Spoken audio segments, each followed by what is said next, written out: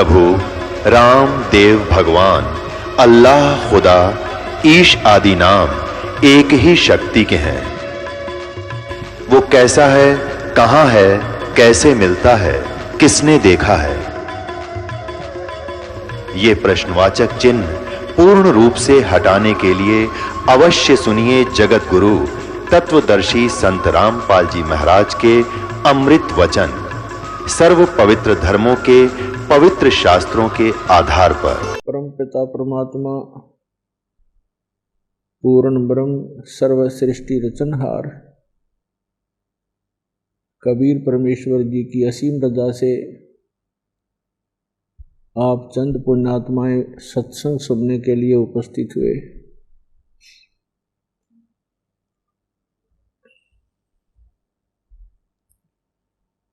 सत्संग की प्राप्ति बहुत ही पुण्यकर्मी प्राणी को होती है, बहुत ही दुर्लभ है। संतों ने, सभी सद्ग्रंथों ने और स्वयं परमेश्वर ने आकर के हमें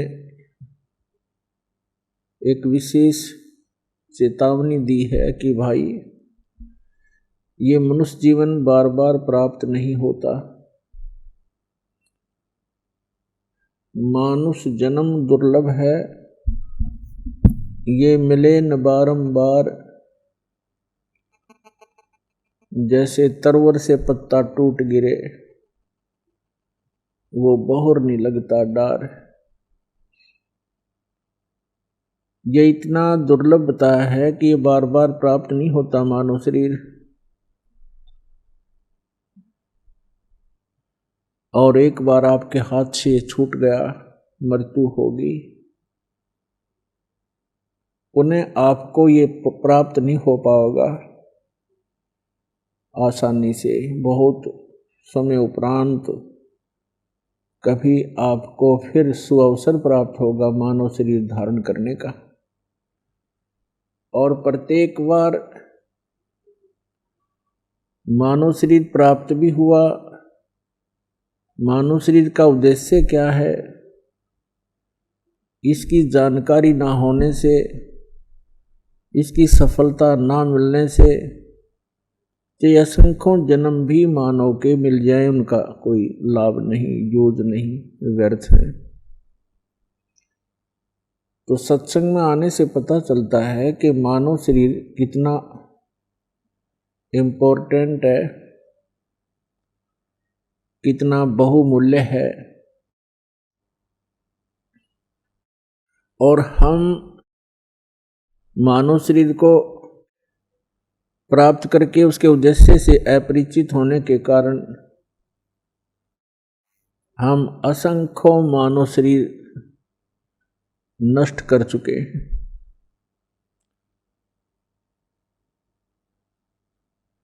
मनुष्य शरीर प्राप्त प्राणी के लिए सबसे पहला काम है कि वो पूर्ण गुरु की खोज करे।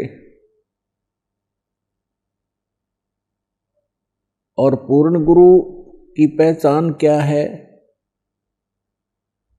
यह हमारे सद्ग्रंथ भी बताते हैं और महापुरुषों के अमृत वचन भी इसका निर्णय करते हैं कि पूर्ण सतगुरु कौन होगा। तो सबसे पहला काम है मनुष्य जीवन का भक्ति करना।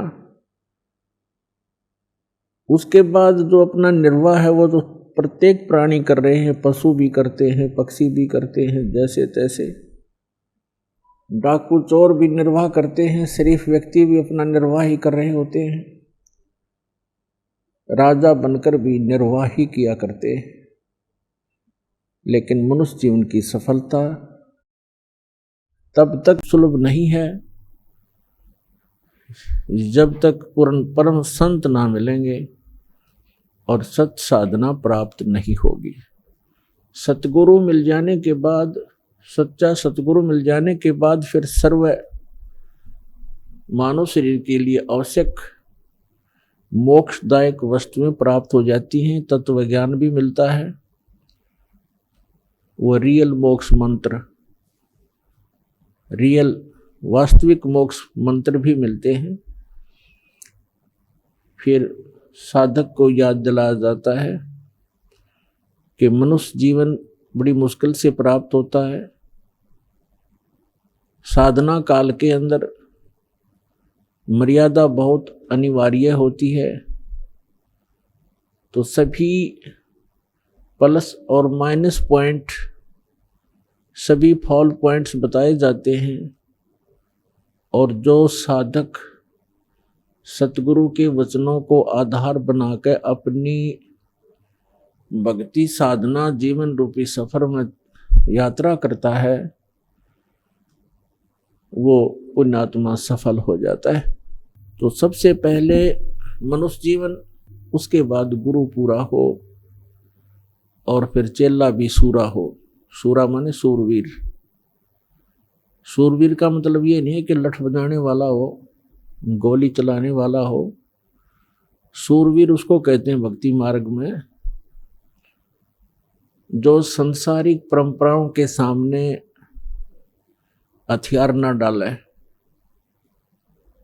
क्योंकि भक्ति मार्ग की परंपराएं और समाज जो भक्ति नहीं करते वो व्यक्ति, उनके मर्यादा और परंपराओं में अंतर होता है। और भगत के लिए सबसे बड़ी बाधा है वो परंपराएं ही हुआ करती हैं। वो परंपराएं जगत के लिए तो ठीक होंगी, लेकिन भगत के लिए वो गलत होती है। इसलिए सभी महापुरुषों ने कहा कि लोक लाज मर्याद जगत की तृण जो तोड़ बगावे। जब कोई राम भक्त गत पावे, लोक लाज ना कीजिए निर्भय हो रही है, ये मन संतों दीजिए तो गोविंद पाइए। परमात्मा कबीर जी कहते हैं कि कुल करनी के कारण कुल अपने कुल की मर्यादाओं में फंसकर भक्ति मर्यादाओं को खंड कर देने से इस भक्त का जो जीवन वो नाश हो जाता है। उसके लिए परमात्मा कहते हैं कुल करनी के कारण हंसा गया बिगोए। बिगोए माने भक्ति नाश कर ली उसने अपनी, यदि कुल करनी की तरफ, मर्यादाओं की तरफ देखकर। और फिर ये कुल क्या कर लेगा जब तू चार पांव का हो? वही आपके मित्र, आपके रिलेटिव, आपके कुल के लोग उस समय आपको कोई सपोर्ट नहीं कर पाएंगे जिस समय आप मर्यादा भंग होने से पशु की योनि में चला जाएगा, गधे कुत्ते सूअर बन जाओगे। तो परमात्मा कहते हैं कि कुल करनी के कारण अंसा गया बिगो। और फिर ये कुल क्या कर लेगा जब तू चार पांव का हो? तो पुण्यात्मा, यदि आपने इस मनुष्य जीवन को सफल बनाना है और युगों युगों से भटक रहे, कष्ट उठा रहे आपके जीव को बचाना है और सतलोक में एक सुखी स्थान, वो अमर स्थान प्राप्त करना है, तो अब सुअवसर है। सब आपको तत्व ज्ञान प्राप्त है, सत मंत्र आपको प्राप्त है। अब आपने देखना है कि आप कितना सफलता प्राप्त कर सकते हो, इसमें कितनी सफलता प्राप्त कर सकते हो। और जो संघर्ष करके सफल हो गए, सदा सदा के लिए सुखी हो जाओगे। अन्यथा जिस लोक में आप रह रहे हो ये लोक ठीक नहीं। इस जैसा गंदा स्थान कहीं देखने को नहीं मिलेगा अपने ऊपर के लोकों में। और जहां आप सथाई होना चाहते, आपको ये मालूम होते हुए कि ना जाने कब हम चले जाएंगे, मृत्यु हो जाएगी, और उसके बाद हमारी आंखें ऐसी बंद कर रखी है अज्ञानता से, हम यही कोठी और बंगले और बैंक बैलेंस, सारा दिन तगड़मबाजी, इसी में जीवन नष्ट कर रहे हैं। ये कोई जीवन है? और परमात्मा ने आकर के सब संतों, उन महापुरुषों को सतलोक दिखाया, वहां से वापस छोड़ा। उन महापुरुषों ने गवाही दी है कि ऐसा स्थान है जहां तुम सदा सुखी रहोगे, और वहां एक बार आपका जन्म होगा, फिर मृत्यु कभी नहीं होगी, आपका परिवार होगा। यहाँ तो पत्थरों के पहाड़ हैं, वहाँ हीरे और जवाहरात मोतियों के पहाड़ हैं, आपके ठोकरों में पड़े रहेंगे। जिस माया को आप यहाँ छुपाते फिरते हो वहां आपके चरणों में सदा रहेगी। किसी चीज का अभाव नहीं, कोई रोग नहीं, कोई कोड नहीं। इतना सुंदर शरीर होगा, राग द्वेष नहीं वहां पर, क्योंकि शरीर दूसरा है, स्नायु तत्वों से नहीं बना हुआ, एक तत्व से बना हुआ है, नूर तत्व से। और वहां सदा सुखी, कोई टेंशन नहीं, कोई रोग नहीं, वृद्ध अवस्था नहीं, मृत्यु नहीं, यहाँ सारे ही दुख। और फिर भी हम यही चाहते हैं कि यहीं बने रहें और भक्ति मार्ग को पीछे कर देते हैं और संसारिक कार्यों को आगे रखते हैं। और यही दास देख रहा है, 10, 15, 17 वर्ष हो गए दास ने दिन रात यही वचन विचार देते हुए जो भगवान ने बताए थे। और फिर भी इतना असर नहीं हो पा रहा बच्चों पर जितना दास चाहता है, ताकि इनका पीछा छूटे। ठीक है, इस ये भक्ति मार्ग विश्व में 1 नंबर की है। यदि भक्ति करते रहे पार नहीं होगे तो यहाँ के सुख भी आपको, ये झूठे सुख भी विश्व में कहीं नहीं मिलेंगे जो यहाँ से ही प्राप्त होंगे। लेकिन ये सुख सा कुछ नहीं है, चाहे पृथ्वी का राजा बन जावे, चाहे इंद्र की गद्दी प्राप्त हो जाए, अपना जीवन नाश करने वाली बात है। तो पुण्यात्मा, परमात्मा कहते हैं समझा है तो सिर धर पाओ, बहुर नहीं रे ऐसा दाव। यदि आपको ये बात समझ में आ गई है कि मानव शरीर फिर मिलेगा नहीं, और ये अवसर, ये युग, ये भक्ति काल, ये भक्ति युग जो अब आपको प्राप्त है, ये शायद कभी प्राप्त ना हो आने वाले युगों में। आज जो मानव शरीर प्राप्त प्राणी हैं, बहन हैं, भाई हैं, बुजुर्ग हैं, बच्चे हैं, वो बहुत ही पुण्यकर्मी हैं। और जिनको सतलोक आश्रम बरवाला से दीक्षा प्राप्त हो गई, उनका तो कहना ही क्या है, वो कितनी पुण्यकर्मी प्राणी है। लेकिन सफल नहीं हुए तो सब आपका प्रयत्न विफल, और ना जाने कितने कष्ट फिर आने वाले जीवनों में प्राप्त हो जाएंगे। इसलिए आपको बार बार सतर्क किया जाता है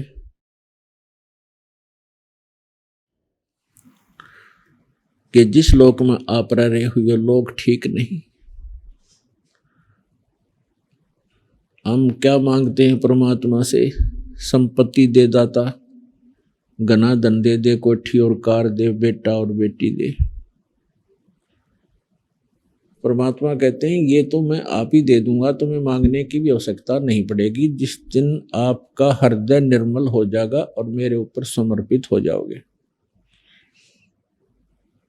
लेकिन जो तुम मांगने आते हो वो वस्तु मांगने की नहीं है।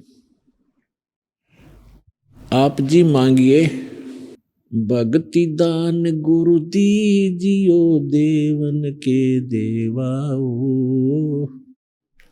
भक्ति दान गुरु दीजियो, देवन के देवाओ। जन्म पाया भूलूं नहीं, करहूं पद सेवा हो। जन्म पाया भूलूं नहीं, करहूं पद सेवा हो। भक्ति दान गुरु दीजियो, देवन के देवाओ। भक्ति दान गुरु दीजियो, देवन के देवाओ। जन्म पाया भूलूं नहीं, करहूं पद सेवा हो। जन्म पाया भूलूं नहीं, करहूं पद सेवा हो। तीर्थ व्रत मैं नहीं करूँ ना, मंदिर पूजाओ। तीर्थ व्रत मैं नहीं करूँ ना, देवल पूजाओ। मनसा वाचा कर्मणा, मोहे और न दूजा हो। मनसा वाचा कर्मणा मोहे और न दूजा हो। भक्ति दान गुरु दीजियो देवन के देवाओ। भक्ति दान गुरु दीजियो देवन के देवाओ। जन्म पाया भूलूं नहीं करहूं पद सेवा हो। अष्ट सिद्धि और नौ निधि बैकुंठ का वासाओ। अष्ट सिद्धि और नौ निधि बैकुंठ का वासा हो। सो मैं तुमसे न मांगता सब थोथरी आशा हो। सो मैं तुमसे न मांग हूँ सब थोथरी आशा हो। भक्ति दान गुरु दीजिए देवन के देवा हो। भक्ति दान गुरु दीजियो देवन के देवाओ। जन्म पाया भूलूं नहीं करहूं पद सेवा हो। सुख संपत्ति परिवार धन और सुंदर नारी हो। सुख संपत्ति परिवार धन और सुंदर नारी हो। सपने में इच्छा नहीं करूं गुरु आने तुम्हारी हो। सपने में इच्छा नहीं करूं गुरु आने तुम्हारी हो। भक्ति दान गुरु दीजियो देवन के देवाओ। भक्ति दान गुरु दीजियो देवन के देवाओ।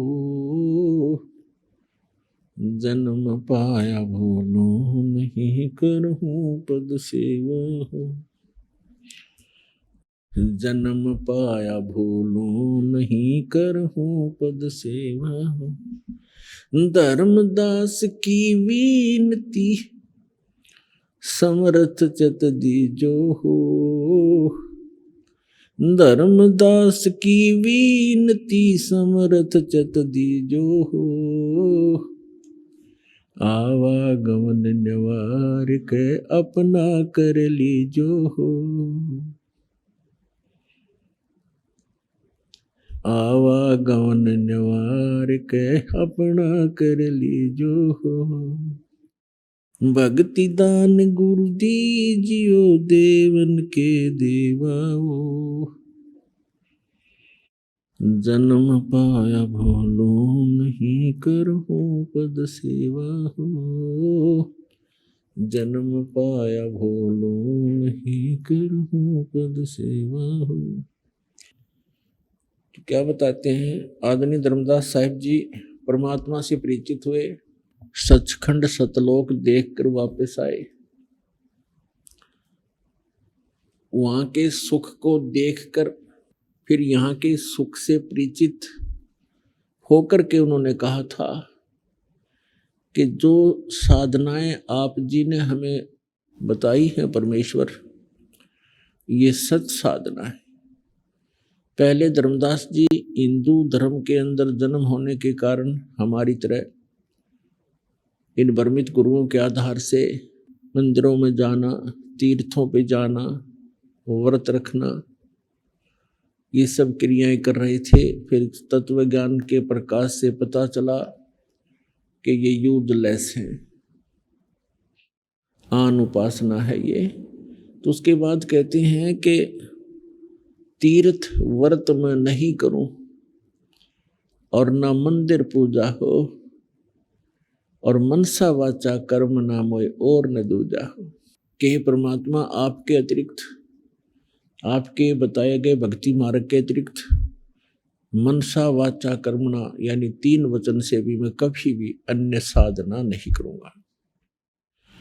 फिर बताते हैं अष्ट सिद्धि और 9 निधि और बैकुंठ का वासा हो। स्वर्ग की प्राप्ति भी दाता मैं नहीं चाहूंगा, क्योंकि स्वर्ग में गए हुए प्राणी भी अपना पुण्य नाश करके पुनः फिर पृथ्वी पर आते हैं कष्ट भोगने के लिए, अपने पाप कर्मों का कष्ट उठाने के लिए। परमेश्वर कबीर जी ने अपने तत्व ज्ञान में बताया है कि जितने भी स्वर्ग हैं ऊपर के लोकों में, वो ऐसे समझो जैसे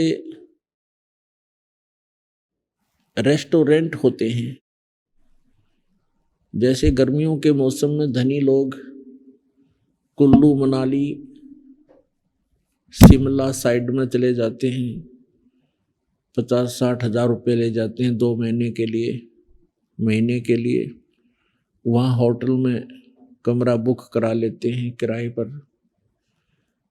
सब कुछ उनकी जेब से खर्च होता है, वहाँ उनका फील्ड नहीं है, वो वहाँ इनकम नहीं कर सकते, केवल खर्च ही कर सकते हैं और बैठकर अपनी पूंजी का वो प्रयोग कर सकते हैं, उसको खर्च कर सकते हैं और वहाँ के जो वातावरण का वो कुछ समय के लिए आनंद उठा सकते हैं अपनी पूंजी से।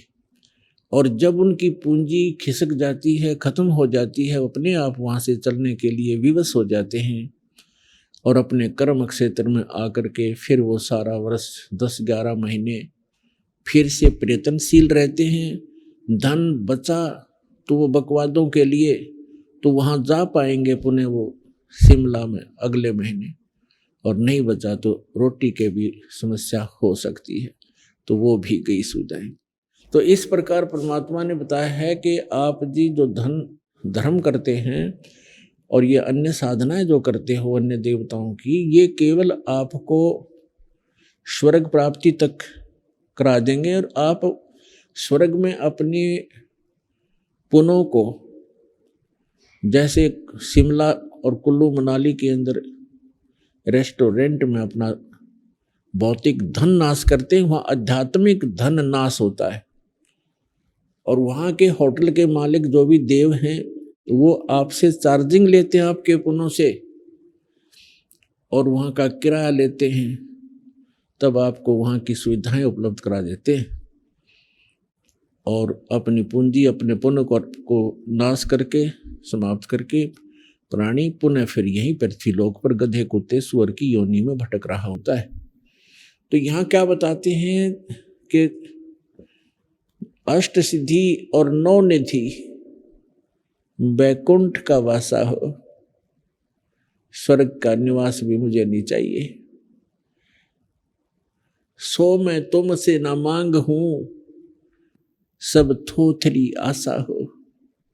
ये सब थोथी आशाएं हैं, ये यूजलेस हैं, ये स्थायी सुख नहीं है। तो कहने का भाव है, परमात्मा कहते हैं सर्व सोने की लंका थी वो रावण से रणधीरम, एक पलक में राज बिराजी जम के पड़े जंजीरम। सर्व सोने की लंका थी, रावण से रणधीरम, एक पलक में राज बिराजी फिर जम के पड़े जंजीरम। देखो, हम यदि किसी के पास 200 ग्राम गोल्ड हो जाता है तो फूला नहीं समावे, 6 जगह छुपावे हैं, और पता नहीं के सोचा फिर उसके बारे में यूं कर दूं यूं कर दूं। परमात्मा कहते हैं सर्व सोने की लंका थी और वो रावण से रणधीरम, एक पलक में राज विराजी और फिर जम के पड़े जंजीरम। मन तो सुख के सागर बसरे भाई और न ऐसा यसरे। आप तो 100-200 ग्राम सोना हो जाता, वो तो घना मुश्किल से मिलेगा किसी के पास। बस इन्होंने सोचा पता नहीं क्या मिल गया मुझे, एक कोठी हो जाए, कार हो जाए, कोई फैक्ट्री बना ली। तो पुण्यात्मा, यह भूल लगी हुई है आपके, इस संसार से वापस हटना पड़ेगा। आपने परमात्मा के ज्ञान को आधार बनाकर जीना पड़ेगा, तब आप सफल हो पाओगे। आपको यहाँ भी सुख मिलेंगे, यहाँ के सुख भी आपको तभी भगवान देगा जिसमें आप उस मालिक पर समर्पित हो जाओगे कि मनसा वाचा कर्मणा अमोई और न दूजा हो। मेरे को मन कर्म वचन से परमात्मा आपके ज्ञान और आपकी भक्ति और उस परमात्मा आपके अतिरिक्त कुछ भी नजर नहीं आएगा। फिर आप रोज बरकत देखना, आपके घर में सारे सुख देगा, काल से बचावेगा, जंजाल से बचावेगा और अकाल मृत्यु से बचाएगा। अब हम पुण्यात्माओं ज्ञान तो सुन लेते हैं और भक्तों के साथ हो रहे लाभ भी हम सुनते हैं, फिर हमारे को नहीं लाभ मिलते हैं। उसका कारण क्या है, उसके ऊपर भी आपने बहुत विवेचन करना पड़ेगा, तभी आप इस भक्ति मार्ग पर चल पाओगे। उसके कई कारण होते हैं। जैसे एक भक्त ने दीक्षा ली और तुरंत ही राहत मिल गया उसको, और दूसरे भक्त ने दीक्षा उसी दिन ली और 6 महीने हो गए उसको राहत नहीं मिल पा रहा है। तो पुण्यात्मा राहत तो मिलेगी उसको भी। अब जैसे एक ही हॉस्पिटल में 2 रोगी चले गए, एक का रोग इतना गहरा नहीं था, उसको एक ही इंजेक्शन में राहत मिल गई, और दूसरे का रोग ज्यादा गहरा है तो उसको टाइम लगेगा, 6 महीने भी लग सकते हैं, 1 वर्ष भी लग सकता है, और तरीका ही नहीं है और ट्रीटमेंट ही नहीं है और कोई औषधि ही नहीं है। तो उसको पूरा ही करें, ये ना देखे कि उसको तो कल छुट्टी मिल गई, मैं अभी यही लेटा हूँ। तो डॉक्टर कोई बालक नहीं, अज्ञानी नहीं। तो इसी प्रकार ये सोचे कि युगों युगों के कष्ट, युगों युगों के पाप हम संग्रहित किए फिर रहे हैं, अभी तक इसका सुचारू उपचार करने वाला कोई मिला नहीं था। अब परमात्मा ने वो सारी औषधि उपलब्ध करा रखी हैं, इसमें थोड़ा धैर्य चाहिए। फिर परमात्मा कहते हैं धीरे धीरे रे मना, धीरे सब कुछ होवे, माली सींचे 100 घड़ा, ऋतु आए फल होवे। अभी तक जितो भी साधना पृथ्वी पर कोई कर रहा है, किस ब्रह्मांड में कर रहा है, उसकी भक्ति शास्त्र अनुकूल नहीं है। पूर्व जन्म के शुभ संस्कारों से उसे कोई लाभ भी हो रहा है तो उसकी पिछली बैटरी चार्ज थी, उसी से लाभ हो रहा है। भविष्य का भक्ति क्रम उसको नहीं प्राप्त हो रहा। तो अब आपने ये यथार्थ भक्ति मार्ग का पौधा बीजा है आम का, और पहले हमने बबूल बो रखी थी, तो अब आम का पौधा बीजा है। तो पौधा बीजने के बाद उसकी सिंचाई करते हैं, उसकी सुरक्षा करते हैं और उसमें उसको समय देते हैं। धीरे मालूम होता है कि ये आम का पौधा है, बड़ा होगा, पेड़ बनेगा, और पेड़ बनने के बाद फिर देखना फल कैसे लदपद को हो जाएंगे। तो इसी प्रकार ये सत्य नाम रूपी आम का जो पेड़ आपने बोया है पौधा, इसको पेड़ बनने दो, जल्दी ना करना, फिर देखना। परमात्मा कहते हैं धीरे धीरे रे मना, धीरे सब कुछ हो, और माली सींचे 100 घड़ा। माली माने बुद्धिमान व्यक्ति जो उस प्रोसेस से परिचित है, सैकड़ों घड़े पानी डालता ही रहता है वो प्रतिदिन। तो ये 2-4 वर्ष के अंदर वो उसमें सैकड़ों घड़ा पानी डाल देता है और फल फिर भी नहीं लग रहे होते हैं, लेकिन वो परिचित व्यक्ति है उसका, वो हिम्मत नहीं हारता, उसको विश्वास है कि इसको फल लगेंगे। तो ठीक इसी प्रकार परमात्मा कहते धीरे धीरे रे मना, धीरे सब कुछ हो, माली सींचे 100 घड़ा, ऋतु आए फल हो। तो इस प्रकार पुण्यात्मा इस भक्ति मार्ग के अंदर सबसे पहले ज्ञान पूरा हो। परमात्मा कहते हैं कि ज्ञान संपूर्ण हुआ नहीं, अर्धा नहीं छिदाए, और देखा देखी भक्ति का रंग नहीं ठहरा है। जब तक ज्ञान पूरा नहीं होगा और आप केवल इसीलिए यहाँ आ जाते हो कि देखिए फलाने भक्त को इतना लाभ मिल गया है,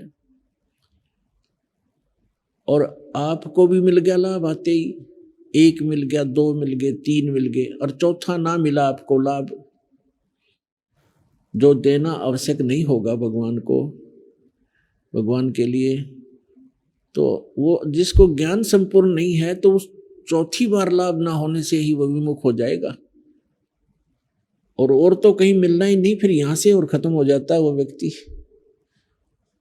तो इसके लिए परमात्मा कहते हैं ज्ञान संपूर्ण हुआ नहीं, हृदय नहीं छिदाए, हृदय के अंदर कसक नहीं बनी कि सचमुच ये ज्ञान यही है, पृथ्वी पर भगवान है तो यही है, और समाधान है तो यही है, और हमें लाभ नहीं हो रहा है तो कोई रजा है दाता की। कभी तो सुनेंगे। उसके लिए क्या बताया भगवान ने, राम नाम रटते रहो, राम नाम रटते रहो, जब तक घट में प्राण, कभू तो दीन दयाल के हे भनक पड़ेगी कान। उसके लिए तरीका बताया है कि जो भक्ति दे रखे इसको करते ही रहना, और कभी तो दीन दयाल के कानों में भनक पड़ेगी, कभी सुनेगा गरीबों की, अवश्य सुनते। तो इस दृष्टिकोण से इस मार्ग को सफल बनाना है। और वैसे परमात्मा से कोई चीज छुपी नहीं है, उनको सब मालूम है मेरे बच्चों को किस वस्तु की आवश्यकता है और कौन सी कब देना है और ना देना है। तो हमने केवल एक हठ नहीं बनाना होता कि हमें ये काम हुआ तो ठीक है, नहीं तो भगवान नहीं है। परमात्मा जैसे डॉक्टर के ऑपरेशन थिएटर में आने के बाद मरीज की नहीं चलती, और वहां यदि मरीज अपनी चलाता है, डॉक्टर के ट्रीटमेंट में डिस्टरबेंस करता है, तो सफलता नहीं पाता। तो आप जी को जिस दिन दीक्षा मिल जाती है, आपका प्रवेश हो जाता है इस जन्म मरण के रोग काटने वाले हॉस्पिटल में, और फिर काम परमात्मा का है, वो कैसे आपको कौन से लाभ दे, कौन से छोटे मोटे कष्ट भी देने होते हैं। जैसे इंजेक्शन लगाता है डॉक्टर तो भी कष्ट होता है, तो कष्ट नहीं होता, वो ट्रीटमेंट का एक हिस्सा है। ठीक इसी प्रकार छोटे मोटे अगर फिर भी कष्ट आते हैं तो परमात्मा के ट्रीटमेंट के एक हिस्से ही समझना उनको। अब क्या बताते हैं, मन तो सुख के सागर बस रे भाई, और न ऐसा यस रे, कि हे पुण्यात्मा उस सुख सागर में वास प्राप्त कर, उसमें बस। सुख सागर किसे कहते हैं, शंखों लहर मेहर की उपज, कर नहीं जा कोई, दास गरीब अचल अविनाशी, सुख का सागर सोई। शंखों लहर मेहर की उपज, वहां कहर नहीं जा कोई। उस सतलोक के अंदर शंखों लहर मेहर की उपज। अब जैसे कभी कभी जब एकांत में बैठे हों, मन भगवान के चरणों में लगा हो, एक ऐसी हिलोर उठती है अंदर से, जैसे सारा विश्व अपना सा लगता है। कोई दुश्मन दिखाई नहीं देता, चाहे किसी ने कितना ही सता रखा हो हमारे को, सब अपने से लगते हैं। तो उस समय वो मेहर की लहर थी कि सबके ऊपर दया बन गई थी, और कुछ क्षण के बाद वो चली जाती है वो लहर, फिर वही का वही खचड़ा भर जाता है। उसने ऐसे कर दिया, उसने ऐसे कर दिया, वहाँ हानि होगी, वहाँ लाभ होगा, ऐसे करूंगा, वैसे कर दूंगा। वो कहर की लहर शुरू होगी फिर। तो परमात्मा के प्यारे हंस गरीबदास साहिब जी बता रहे हैं कि मैं सतलोक गया कबीर भगवान के साथ, और परमेश्वर कबीर जी ने मुझे फिर सतलोक सचखंड सुख सागर दिखाकर वापस छोड़ा। उसकी महिमा सुना रहे हैं। तो वहां कहते हैं शंखों लहर मेहर की उपज और कहर नहीं जा कोई, और दास गरीब अचल अविनाशी। सुख का सागर सोई, अचल कभी नाश में नहीं आता, अविनाशी है, सदा रहने वाला शाश्वत स्थान है वो, और वहां कोई कहर नहीं है जीव पर। तो परमात्मा गरीबदास साहिब जी कह रहे हैं कि मन तू सुख के सागर बसरे और ना ऐसा यश रे। अब यहाँ की फोकट महिमाओं को आप उस यश मानते हो, जैसे कोई अच्छा धार्मिक या कोई राजनेता हुआ है, उसने किसी वर्ग विशेष के लिए कोई अच्छा काम कर दिया है, अच्छी बात है। राजनेताओं का, धर्म नेताओं का काम तो परमार्थी होता है, अच्छी बात है। और वो भक्ति ठीक कर नहीं पाए तो उनका स्टैच्यू बना दिए जाते हैं, उनकी यादगारें बनाई जाती हैं, उनके ऊपर उनकी मूर्तियां रखी जाती हैं, वर्ष भर में उनके ऊपर मालाएं फूल चढ़ाए जाते हैं और उनकी खूब आदर सत्कार किया जाता है। उनका बहुत बड़ा यश चल रहा होता है, महिमा। तो परमात्मा कहते हैं कि जो सत भक्ति नहीं करता, चाहे प्रधानमंत्री हो चाहे राष्ट्रपति हो, सारी पृथ्वी का, तो अगले जन्म में वो मनुष्य जीवन नहीं प्राप्त करता, पशु योनि में जाता है या पक्षी की योनि पाता है, अन्य प्राणियों की योनि प्राप्त करता है। और यहाँ तो उसकी मूर्ति की महिमा हो रही है, उसके ऊपर धूप दीप लगाए जा रहे हैं, मालाएं डाली जा रही हैं एक वर्ष के अंदर, और वो मनमाना कौवा बन के उसी मूर्ति, अपनी मूर्ति के ऊपर बीट कर रहा होता है। तो ये खाक यश है। तो यहां बताते हैं मन तू सुख के सागर बसरे भाई और न ऐसा यश रे। इसके बराबर कोई यश नहीं, कोई महिमा नहीं तेरी, तो यहां से पीछा छुटवा ले, सतलोक में चल, वह सदा सुखी रहेगा, और न ऐसा यश रे। सर्व सोने की लंका होती रावण से रणधीरम, एक पलक में राज राजीव जम के पड़े जंजीरम। मन तू सुख के सागर बसरे भाई और न ऐसा यश रे। मन तू सुख के सागर बसरे भाई और न ऐसा यश रे। उदय अस्त बीच राज चले थे ऐसी जन ठकुराई।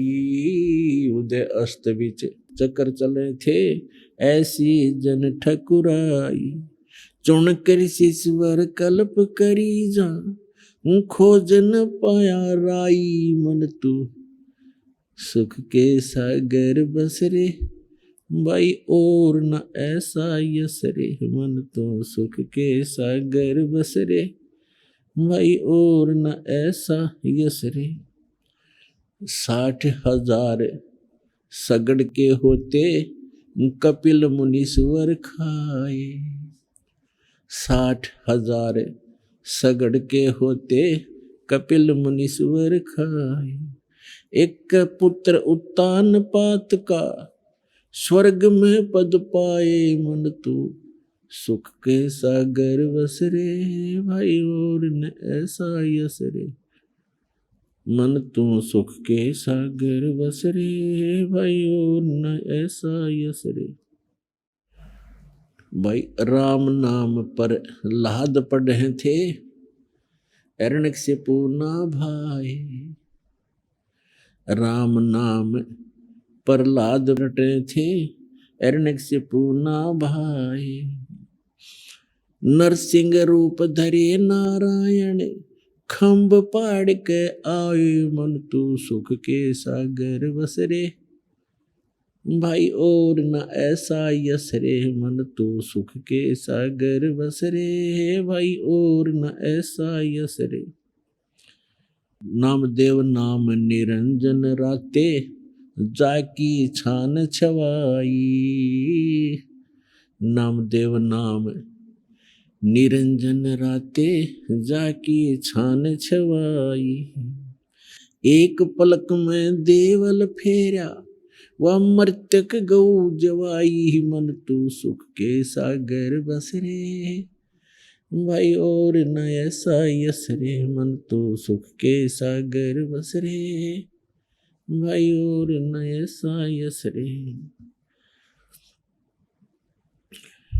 काशीपुरी काशीपुरी कबीरा होते, ताही लखोरे भाई। हाँ काशीपुरी कबीरा होते, ताही लखोरे भाई।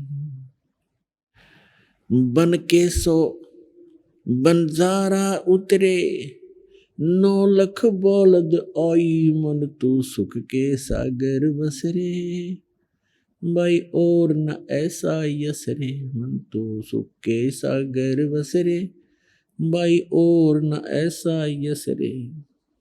कनक जनेऊ कंद दिखाया, भक्ति करी रविदासा। कनक जनेऊ कंद दिखाया, भक्ति करी रविदासा। दास गरीब कौन गति पावे, मग हर मुक्ति विलासा। मन तू सुख के सागर बस रे, भाई और न ऐसा यस रे। मन तू सुख के सागर बस रे, भाई और न ऐसा यस रे। अब क्या बताते हैं परमात्मा, हमें याद दिलाते हैं कि यहां आप क्या मांगते हो। सर्व सोने की लंका थी, रावण से रणधीरम, एक पलक में राज राज्य वजम के पड़े जंजीरम। परमात्मा कबीर जी बताते हैं हमारे को कि क्या मांगू कुछ थिर ना रहाई। देखत नैन चला जग जाई, 1 लख पूत 1.25 लाख नाती। और उस रावण का आज दीवान बाती। परमात्मा कहते हैं आवत संग ना जात संगाती। जब तुम संसार में आए तब तुम्हारे साथ कोई नहीं आया था, बाद में यही जुगाड़ जुड़ा सारा है, यहीं पर व्यवस्था बनी है। आवत संग ना जात संगाती, और क्या भया दरबान दे हाथी। फिर कहते हैं कहे कबीर अंत की बारी, जैसे हाथ झाड़ कर चला जुआरी। जो सत्य भक्ति नहीं करते या भक्ति बिल्कुल ही नहीं करते, वो व्यक्ति अंत समय में मृत्यु के समय ऐसे दुखी होकर जाएंगे, खाली होकर जाएंगे, जैसा जुए में हारा हुआ जुआरी हाथ मलता हुआ जाता है। तो कहते हैं कहे कबीर अंत की बारी, और जैसे हाथ झाड़ कर चला जुआरी। तो क्या बताते हैं परमात्मा, राम नाम पर लाद पड़े थे, हिरण्यकशिपु ना भाई। राम नाम पर लाद रटे थे, हिरण्यकशिपु ना भाई। नरसिंह रूप धरे नारायण, खम्भ पाड़ के आए। मन तू सुख के सागर बस रे, भाई और न ऐसा यस रे। जैसे प्रहलाद भगत की कहानी आपने बहुत बार सुनी है, या कोई बात थी, देखो बुद्धि भ्रष्ट उस व्यक्ति की, बेटा भक्ति कर रहा है, बाप मना कर रहा है। अपने पुत्र के पिता के कर्तव्य से भी वंचित था वो व्यक्ति, ऐसा दुष्ट था अपने अभिमान के कारण, अपने अहंकार के कारण। नहीं तो भक्ति करने वाले व्यक्ति को तो आम व्यक्ति भी सहयोग देता है कि अच्छा भाई बहुत अच्छा भक्ति कर रहे हो, बहुत अच्छा, आप तो बहुत अच्छा कर रहे हो। और जो भक्ति में बाधा करता है उस जैसा दुष्ट इंसान पृथ्वी पर नहीं है। तो यहाँ परमात्मा कहते हैं कितना राज्य भी प्राप्त था, हिरण्यकशिपु को सिद्धियां भी थी, सेना भी थी उसके पास, लेकिन भक्ति ना करके भक्ति में बाधा करने वाले व्यक्ति का अंत बुरा होता है। नरसिंह रूप धरे नारायण, खम पाड़ का आए। फिर कहते हैं नामदेव नाम निरंजन राते जाकी छान छवाई। नामदेव नाम निरंजन राते जाकी छान छवाई। एक पलक में देवल फेरा वो मर्त्यक गऊ जवाई। मन तो सुख के सागर बसरे भाई और न ऐसा यसरे।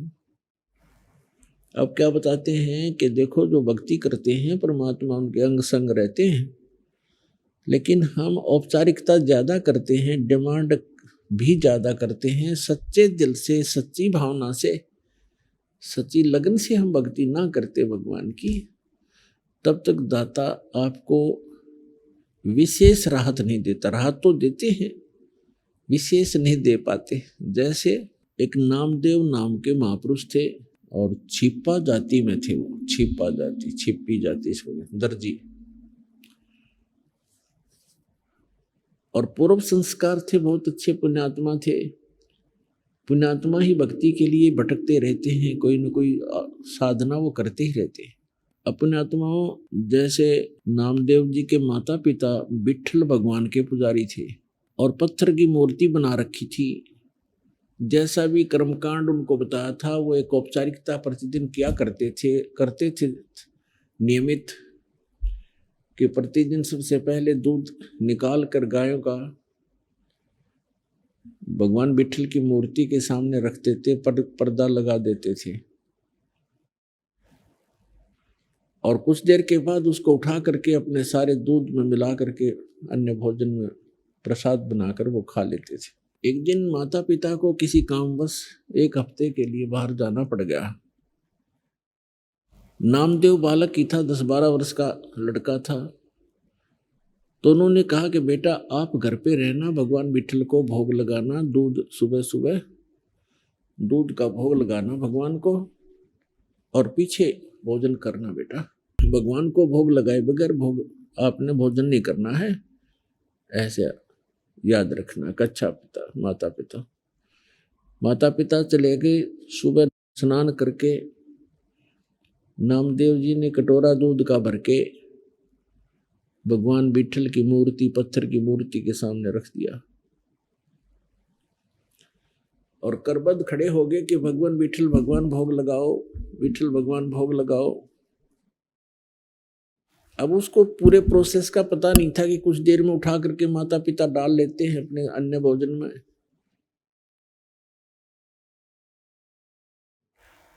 खड़ा रहा घंटा 2 घंटा, विट्ठल भगवान ने कोई भोग नहीं लगाया। उसमें कुछ चींटियां चढ़ गई, तो उसने सोचा भी हमसे भगवान प्रसन्न नहीं है मेरे से, और उस दूध को वहां से उठा लिया। अगले दिन फिर नहा धो करके खूब हृदय से प्रार्थना की, दूध रख दिया, यही रहा, कुछ नहीं, भोग नहीं लगा, फिर उठा लिया।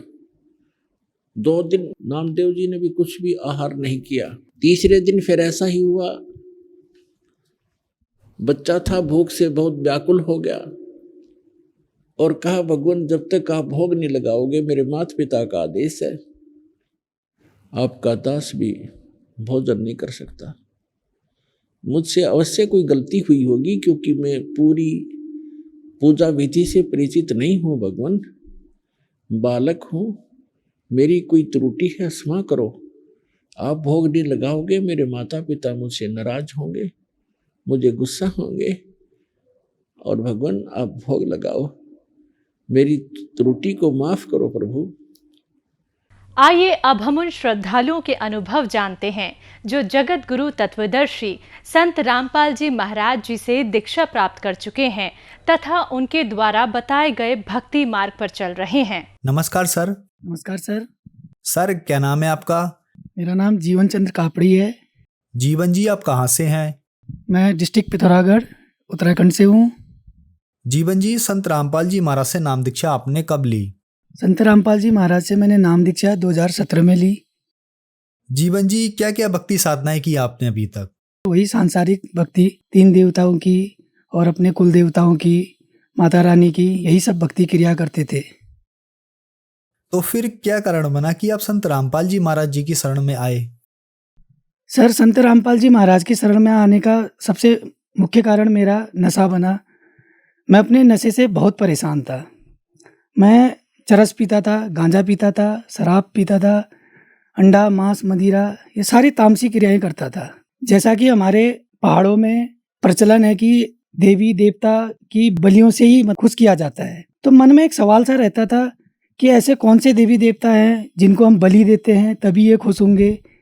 हालांकि मैं भी उसमें सम्मिलित होता था, लेकिन सवाल एक मन में हमेशा रहता था और परेशान सा भी रहता था अपने जीवन में कि क्या कभी इनसे पार भी कुछ ऐसा कुछ है कि जो इन चीज़ों से हटके हो।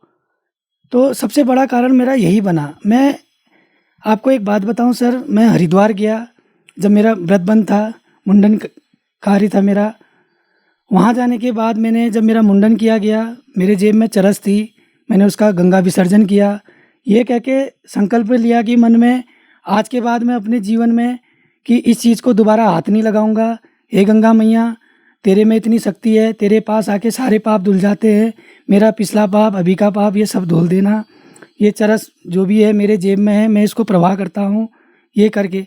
लेकिन उससे भी मेरे को कोई फ़ायदा नहीं हुआ। मैं घर आया, उसके बाद वही डेली का रूटीन अपना, सुबह उठना है, शाम को जाना है और वही नशा करना है। मैं दिल्ली में रहता था, वहाँ पढ़ाई करता था, यहाँ से चरस की सप्लाई करता था, दिल्ली लेके जाता था, वहाँ दोस्तों के साथ बैठ के पीता था। तो मैं इतना दुखी हो गया था सर कि मेरे को कोई रास्ता ही नहीं मिला। मेरे एक मित्र हैं, उन्होंने मेरे को एक पुस्तक दी, ज्ञान गंगा। और हालांकि मैं पढ़ने में कुछ ज़्यादा रुचि नहीं रखता था, क्योंकि नशा ही इतना करते थे, अपनी दुनिया में ही रहते थे कि हम उसी चीज़ को फाइनल मान बैठे थे कि खाओ पियो मौज करो। जगत का एक नारा है संसार में, इससे आगे की दुनिया वो समझे नहीं कभी। तो उन्होंने थोड़ा थोड़ा ये बताया कि इन संत जी की शरण में जाने से नशा छूट जाता है, तरह तरह की बीमारियां ठीक हो जाती हैं, और काफ़ी कुछ चीज़ें बताई। लेकिन मैंने उनकी बातों को बार बार ही सुना, और कहते हैं एक कान से सुना एक कान से निकाल दिया।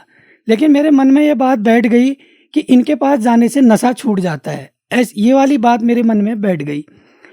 फिर उन्होंने ये बताया कि संत रामपाल जी महाराज का सत्संग शाम 7:30 बजे साधना टीवी में आता है।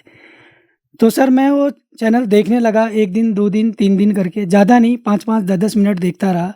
मेरे को कुछ पता नहीं था कि गुरु क्या होता है, सदगुरु क्या होता है, संत किसे कहते हैं, बाबा क्या होते हैं। हम तो बस भगवान भोले के फैन कहते हैं, जिसको लोग आज शिष्य तो अलग, फैन को एक शब्द है उसको बोला जाता है। उनके नाम से चरस गांजा फूकते थे, उसी को हम सुप्रीम मानते थे कि ये तो शिव जी की बूटी है, शिव जी का प्रसाद है। प्रसाद है तो लोग घरों में क्यों नहीं देते हैं अपने बच्चों को, उस चरस को घर में पिलाना चाहिए अगर प्रसाद है तो ऐसे बहुत से सवाल थे। जब मैंने संत रामपाल जी महाराज जी का सत्संग देखा टीवी में और ज्ञान गंगा पुस्तक पढ़ी, तो सर आप यकीन नहीं करेंगे, मेरे पैरों तले ज़मीन खिसक गई। मैंने देखा संत जी हमारे सारे चारों वेद, गीता, पुराण सब खोल के एक एक चीज़ बता रहे थे कि नशा करने वाले के साथ ये दुर्गति होती है, और शराब पीने वाले के साथ ऐसा होता है, मांस भक्षण करने वाले के साथ ये होता है, तामसी पूजाएं करने वाले के साथ ऐसा होता है। वो भगवान एक है, वो ईश्वर एक है, वो अल्लाह एक है, वो गॉड एक है, जिसका नाम कबीर देव है। तो मेरे पैरों से नीचे ज़मीन खिसक गई। तो सर मेरे मन में भी उमंग आई, परमात्मा की दया से प्रेरणा हुई कि मुझे जाना चाहिए और संत जी की शरण में नाम दीक्षा लेनी चाहिए। मैं हमारे जो नज़दीकी नामदान केंद्र है ज़िला बागेश्वर उत्तराखंड में, वहाँ गया। मैंने 17 मई 2017 में संत रामपाल जी महाराज जी से नाम दीक्षा ली। सर जैसे कि आपने बताया कि आप बहुत ज़्यादा अत्यधिक मात्रा में नशा किया करते थे, आपने संत रामपाल जी महाराज से नाम दीक्षा ली, तो क्या संत रामपाल जी महाराज से नाम दीक्षा लेने के बाद आपका नशा छूटा, और क्या आपको लाभ भी मिले संत रामपाल जी महाराज से नाम दीक्षा लेने के बाद? जी सर, संत रामपाल जी महाराज जी से नाम दीक्षा लेने के बाद सबसे पहला लाभ मेरे को यही मिला कि मेरा नशा छूट गया। वो ऐसा छूटा सर कि वो दिन है 17 मई 2017 और आज का दिन है कि नशा तो हम जानते ही नहीं कि क्या चीज़ होती है। कभी भूल कर भी हमारे स्वप्न में भी नहीं आया कि नशा कभी हमने किया था या आगे को कोई ऐसी वस्तु है। नशा शब्द सुन के ही हमें इतनी घृणा हो जाती है कि हम कोसों दूर चले जाते हैं। उस शब्द का नाम हम सुनना भी नहीं चाहते हैं और नशीली वस्तुओं को तो हम हाथ लगाने से भी डरते हैं। संत रामपाल जी महाराज जी हर एक सत्संग में बताते हैं और उनके जितने भी अनुयायी हैं, हम शिष्य हैं, आज कोई भी नशा करना तो दूर, हाथ भी नहीं लगाता है उन चीज़ों को। सबसे बड़ा लाभ तो मेरे को यही मिला, मेरा नशा छूट गया। लाभ तो इतने हैं कि मिलते रहते हैं परमात्मा की दया से। सर, आप बहुत ज्यादा नशा करते थे, बहुत ज्यादा चरस खाते थे। आपने एक बार धार्मिक स्थल पर जाकर गंगा के सामने संकल्प लिया और अपना जो भी नशा था वो गंगा में बहा दिया कि हे गंगा माई मेरा नशा छुटाना, लेकिन फिर भी आपका नशा नहीं छूटा। सर, हजारों नहीं लाखों से भी ज्यादा श्रद्धालु संत रामपाल जी महाराज से नाम दीक्षा ले रहे हैं। जिनका कहीं भी नशा नहीं छूटा, उनका संत रामपाल जी महाराज से नाम दीक्षा लेने से या संत रामपाल जी महाराज जी की पुस्तक पढ़ने से ही नशा छूट गया। आपने भी बहुत कोशिश की। तो सर, यहाँ एक विचारणीय विषय ये है कि संत रामपाल जी महाराज जी के पास जो भी आता है उसका नशा एकदम से छूट जाता है, जिसमें आप भी एक उदाहरण है। सर, ऐसा क्या है संत रामपाल जी महाराज जी के पास? सर, संत रामपाल जी महाराज जी के पास सबसे बड़ा तो सद्भक्ति है, जो ज्ञान है, जो आज तक संसार में किसी ने नहीं बताया। सबसे बड़ी बात यह है कि गुरु तो लोगों ने बहुत बनाए और लेकिन सदगुरु की खोज किसी ने नहीं करी। गुरु तो इतने हैं संसार में, तरह तरह का ज्ञान बता रहे। मैं भी उसके बाद जब मैं संत रामपाल जी महाराज जी का सत्संग देखने लगा, उसके बाद मैं अन्य धर्म गुरु में भी रुचि लेने लगा। उनके भी मैं सत्संग देखने लगा, उनके अनुयायियों से भी मिलने लगा। लेकिन वो सभी मांस भक्षण नशा करते थे, अन्य के अनुयायी, और किसी भी गुरु ने शास्त्र खोल के कोई ज्ञान नहीं बताया कि ये सद्ज्ञान है, ये सद्भक्ति है। सब लोक वेद दंत कथा पे चलते थे।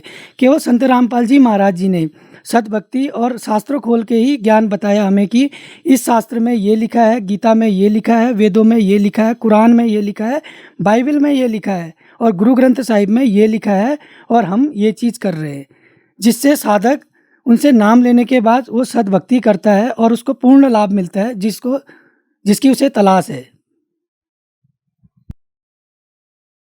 जो श्रद्धालु आज आपको टीवी पर देख रहे हैं और बहुत सारे ऐसे लोग हैं जो नशा कर रहे हैं, नशा छोड़ना चाह रहे हैं, आप उनके लिए एक बहुत बड़ा उदाहरण है। उनके लिए आप क्या कहना चाहेंगे?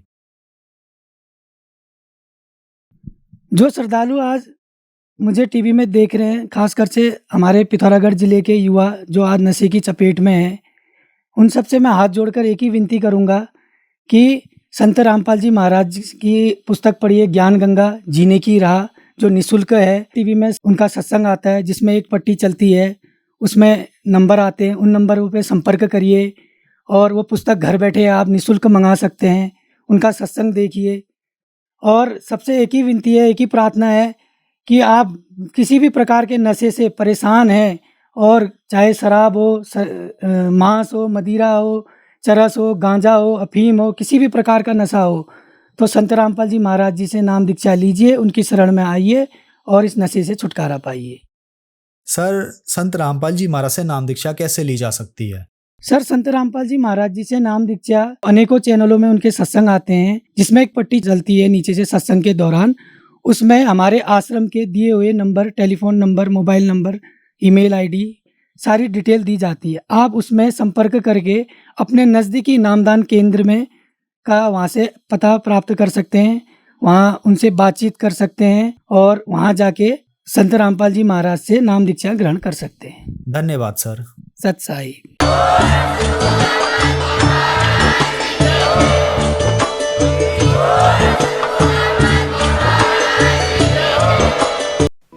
आप सुन रहे थे जगत गुरु तत्वदर्शी संत रामपाल जी महाराज के मंगल प्रवचन। अधिक जानकारी के लिए संपर्क करें